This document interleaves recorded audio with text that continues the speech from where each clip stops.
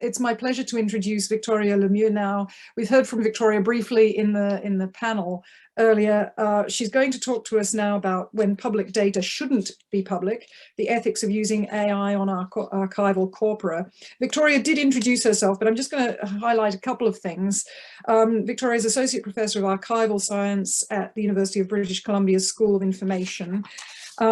She's founder and co-lead of blockchain at UBC. She is consulted for the UN, the Commonwealth Secretariat, the Inter-American Development Bank, and she's collaborated on numerous research projects, including with the US Treasury, Office of Financial Research. And her academic research focuses on risks to the availability of trustworthy records and how those risks impact on transparency, financial stability, and public accountability and human rights. And of her many publications, I'm just going to mention her latest book titled Searching for Trust, Blockchain Technology in an Age of Disinformation. And that's just being published by Cambridge University Press. Congratulations on that, Victoria. Over to you. Thank you so much, Catherine. So I do have some slides, which I think I have permission to present, or maybe I need to request that from the host. So let me just request that. You should have permission to do that. All right. Yes, I do now. Thank you very much. Okay, so just get these into presentation mode and then we can begin. So yes, as Catherine was mentioning, I'm going to speak about when public data shouldn't be public. And this is based on research that I did while I was on assignment at the World Bank between 2014 and 2016. And we at that time were doing a distant reading, I guess you could call it. It's often called in the digital humanities of Twitter data. And so let me just get into what the issue is here. So, of course, the right to privacy has increasingly come to be about informational privacy, and especially in light of persistent technological breakthroughs, as we've been discussing. I don't know, are you still able to see my slides? Yes? Yep, that's fine. Good. This, I think, becomes a big question for us now as we move into an age where we're starting to use these kinds of tools, AI, for distant reading of images, as we were just hearing in the last presentation, or archival documents or large corpora of archival records, such as Twitter collections, which are increasingly being harvested and form part of archival holdings. So this project relates to work, as I say, that I was doing in 2015. Researchers were funded by the World Bank's Big Data Innovation Challenge to undertake investigations into how big data AI could be used in the bank's research. And so with a group of researchers from the University of Maryland, from Syracuse University, University of British Columbia, Simon Fraser University, we pulled together a team that was looking into the relationship between citizen trust in state institutions and social protest. And this research raised questions about individuals' right to privacy in relation to the secondary use of their data.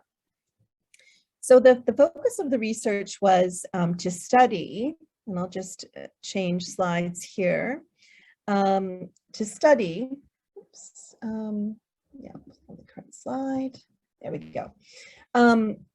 To study, as I say, citizen trust in state institutions, and the focus was on using a mixed initiative social media visual analytics approach. So as I was discussing during the panel session, where you would use AI combined with visualization with a human in the loop to explore the data space. And we looked at approximately 11 million sentiment classified tweets from the period of 2014 during the FIFA World Cup in Brazil. And during that time, there have been a number of social protests. And what we were exploring was how Brazilians felt about their state institutions, how these feelings connected to their sentiments about Brazilian federal and state government and politicians, and how such sentiments translated into collective behaviors, either online, digital, or offline social protests. So our study eventually found that the 2014 World Cup protests in Brazil sprang from a wide range of grievances, coupled with a relative sense of deprivation, compared with emerging comparative standards. So we relied on theories of social psychology to based on our distant reading of these tweets. And this sense of grievance gave rise to sentiments that activated online protest that may have led, we weren't able to make a direct connection, but may have led to other forms of social protest, such as street demonstrations. So we developed a tool and to analyze, to do the analysis of the sentiment of Brazilian tweets. This was a visual analytics tool. And what I'm going to do is just briefly stop sharing this and toggle over to the tool itself so I can show you, this is what it looks like. And we mapped different protest events along a timeline here, so you can see here. And then we were able to show the sentiment. We used a tool called SentiStrength, which is an open source sentiment classifier. We developed a lexicon based on using an actual, it's a lexicon-based sentiment classifier based on the Brazilian use of Portuguese.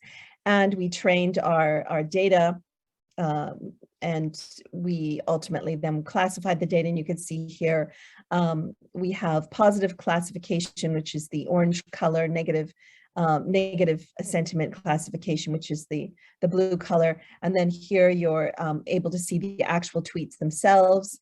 You're able to go from the most positive tweets to the least positive tweets. And we also did the ubiquitous word cloud as well. Our natural language processing, fairly limited at this point, but we can, I'm coming back to working on this tool and hope to make this an open source tool that anyone can use and upload Twitter data initially, because we are building to that framework using whatever Twitter scraper you might wish to use, and do this kind of analysis. So that gives you an idea of what it looks like. So go back to the slides now. Moment here. Okay, so back to the slides.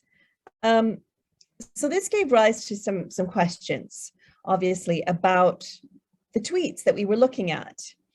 And so through this research, we did produce valuable results with the potential to inform public policy in our case. But if we were looking at these as part of historical collections, about what was going on in society and greater understanding of what motivated particular collective action, let's say. But it did raise questions about the use of Twitter as a research tool. So for example, is the research use of Twitter acceptable because the information is public in the first instance, unlike other types of social media or mobile data, such as call record details or post to friends and family on Facebook, or because of a broad public good that's achieved when such data are used in research? So according to Schumacher, privacy theories and policies in general have a bit of a blind spot for cases of privacy, what he calls privacy in public. The American economist and social theorist, Jeremy Rifkin, on the other hand, has argued that the traditional concept of privacy is a relic of bourgeois 19th century society. And that's sort of echoed in some of the things that have been said by Vint Cerf, and former CEO of Google. Rifkin suggests that the concept of privacy is being displaced by one of transparency. Be transparent and you're a good citizen and contribute to economic life, says Rifkin. But do these public goods or the more specific value of research from publicly accessible data such as Twitter outweigh potential risks to individuals in society? This is really the question that I think, I want to provoke us to explore.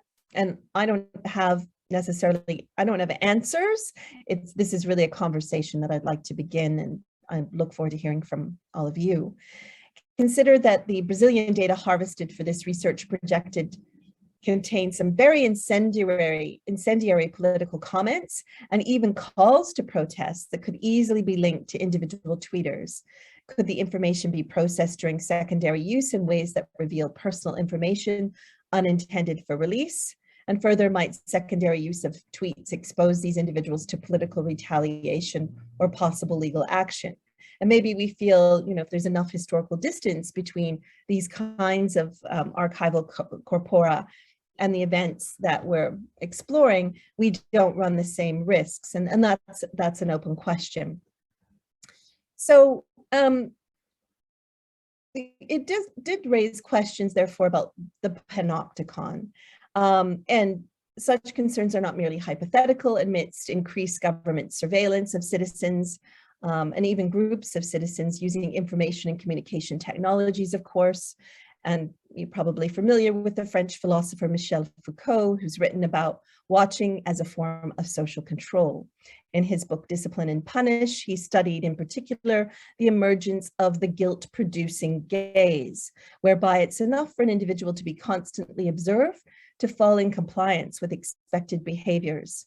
For Foucault, the symbol of the epitome of this mechanism is the panopticon, invented by Jeremy Bentham and his brother, an architecture where prison warden permanently observes the prison inmates without them being able to observe the warden. So the question is, have social media created an electronic panopticon where governments can observe the behaviors of individual citizens in such a way that this modifies the behavior of its citizens? Or even if a citizen is tagged as part of a group, and that citizen may not be affected because maybe they're no longer with us, but the group exists. I'm thinking of Canada's First Nations individuals.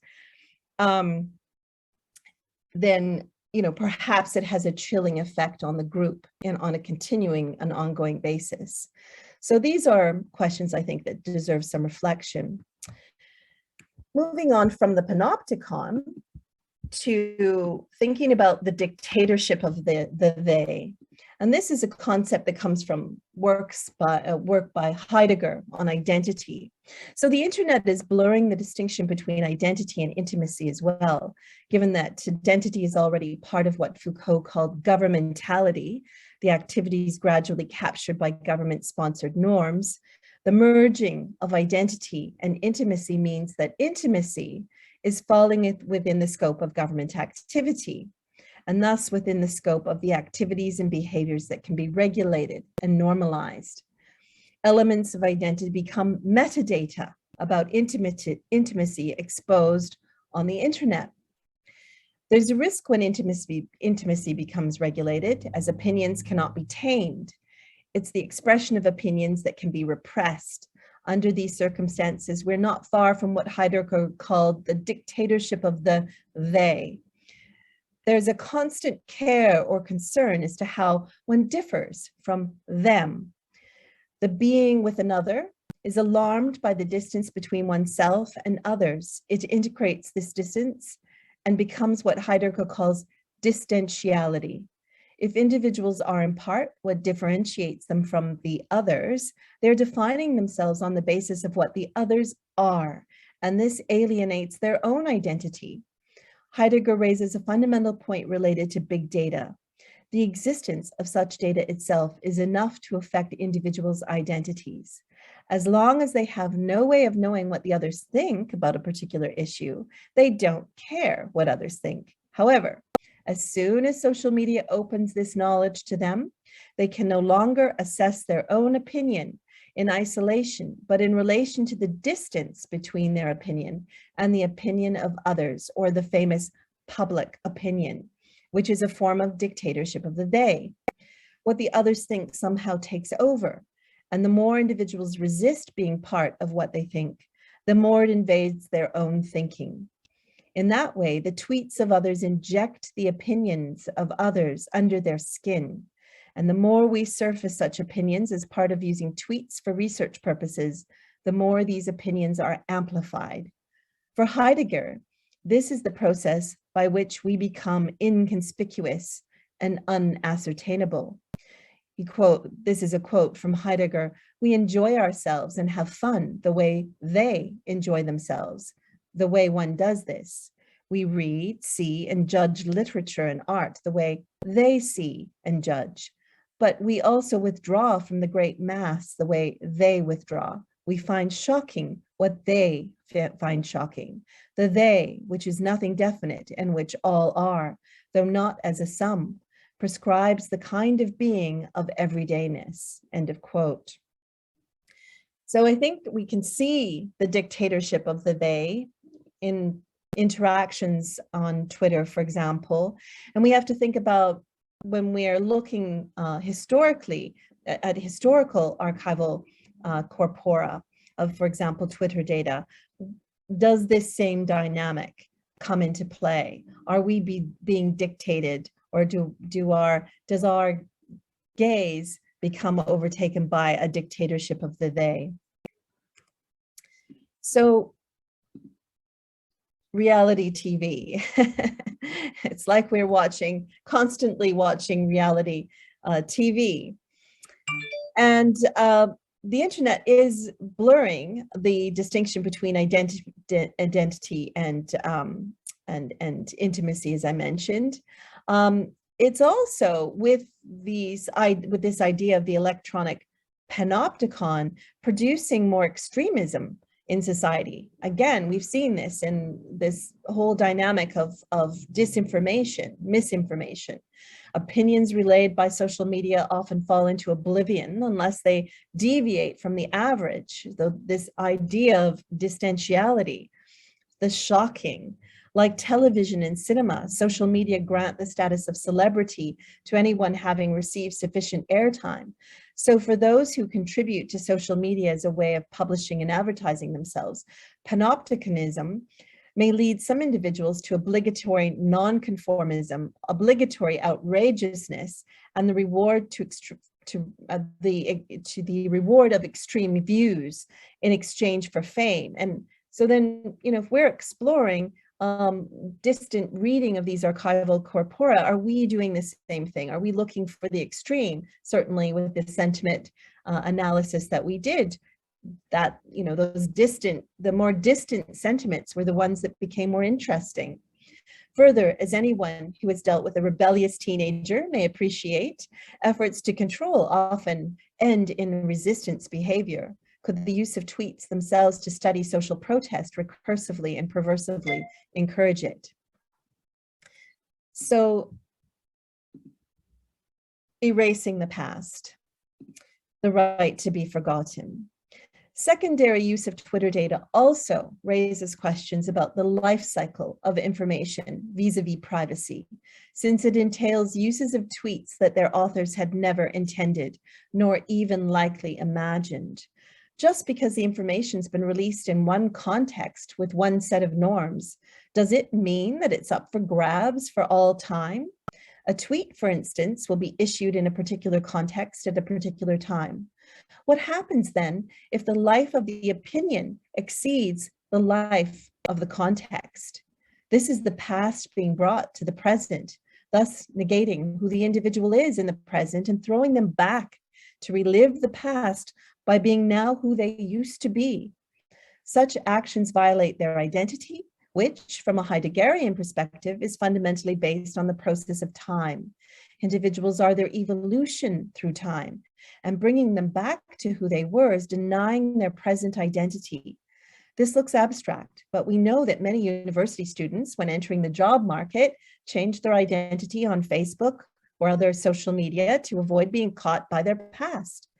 It does not mean that they renege on their past, but in the context of a job search, continued public access to and reuse of their Facebook posts results in a loss of control over their own identities. Nissenbaum asserts that to have informational privacy is to have control over contextual integrity as a form of control over how one lives one's life and defines or identifies oneself, and that this sort of sovereignty or control is among the conditions for a free society, and so enhances people's capacity to function as autonomous, creative, free agents.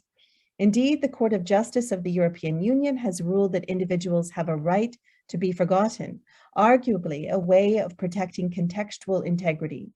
What was legitimately distributed at an earlier time may no longer be legitimately provided to the public at a later time, and changes the trade-off between the interests in publication versus the interests in privacy, and may justify transition in the legal status of the same piece of information.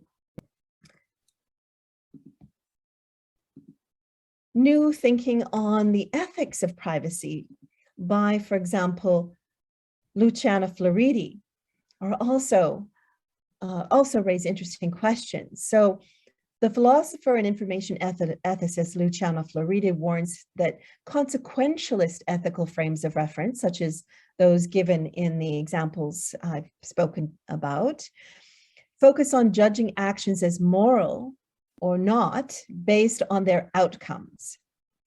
And he argues that these are insufficient. He writes that typically privacy and confidentiality are treated as problems concerning S's ownership of some information, the information being somehow embarrassing, shameful, ominous, threatening, unpopular, or harmful for S's life and well-being. Yet this is very misleading, he says, for the nature of the information in question is quite irrelevant. It is when the information is as innocuous as one may wish it to be that the question of privacy acquires its clearest value. The husband, he says, who reads the diary of his wife without her permission and finds in it only memories of their love has still acted wrongly. The source of the wrongness is not the consequences, nor any general maxim concerning personal privacy, but a lack of care and respect for the individual, who is also her information.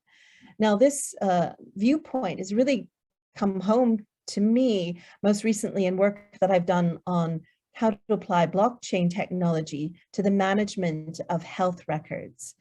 If we think of an individual's genetic information, so your blood sample is taken and that blood sample is turned into data that is about your genes, your genotypes, or other types of biomarkers.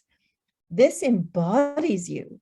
Your information essentially is you in a very real sense, and you could actually be reconstituted from this information. You could be cloned. So while Floridi's views once looked very extreme, I think, in the current world in which we live, there's a way in which we can really argue that our information embodies us. And what he goes on to say is that he says it raises quite different issues, looking away from this biocentric ethical frame, moving to questions of the infosphere and what ought to be respected or improved. So, i.e. the infosphere, which is the environment constituted by the totality of information entities, including all agents, processes, their proprietaries, and mutual relations. He takes this ontological ethical frame based on respecting the infosphere, which he says calls for approval or disapproval of any information process based on how the latter affects the essence of the information entities it involves, and more generally, the whole information sphere. And he argues that— I'm terribly sorry, I'm going to have to ask you to wrap up very soon. We're way over time, and we just need to leave some time for people to wrap up. Is that okay? Right. I'll just conclude very briefly. No worries.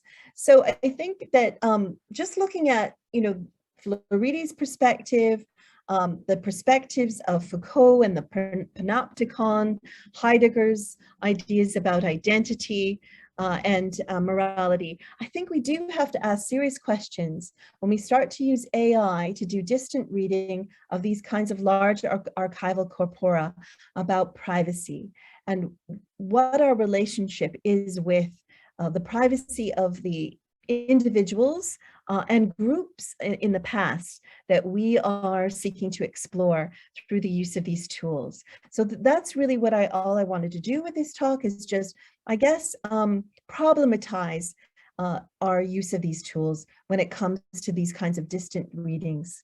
So I'll leave it at that, and apologies for going over my time. That's absolutely fine. Hopefully we have a little bit of time for some questions or thoughts. We do. Lise, I'm really going to look to you for guidance here on timing. Yes, unfortunately, we don't have time for questions, but I really encourage people to contact Victoria directly. I put her the link to her profile, so you can find her email address, on the web. And also, please email me, if you have any questions about the Econ project. And of course, I will be happy to put you in touch with Danielle, Julien, Marina, and Sumik if necessary. But really, at this point, I really want to thank you so much for your participation in this event. Special thanks to our wonderful speakers. I know some of you had to wake up very early to be here, so thank you so much. Thank you to all the participants as well, and thank you to Rachel and Amalia for helping with the organization. Thank you to the IES team as well. So one final thing, as I said during this event, we will have the recordings on the website very soon. So I'm just going to put the link to the IES website. So have a look at it later on, probably at the beginning of next week. And we will put announcements on Twitter as well using our hashtag ElbroAI. So I'm going to stop here, but again, thank you so much and hopefully see you soon. Bye for now.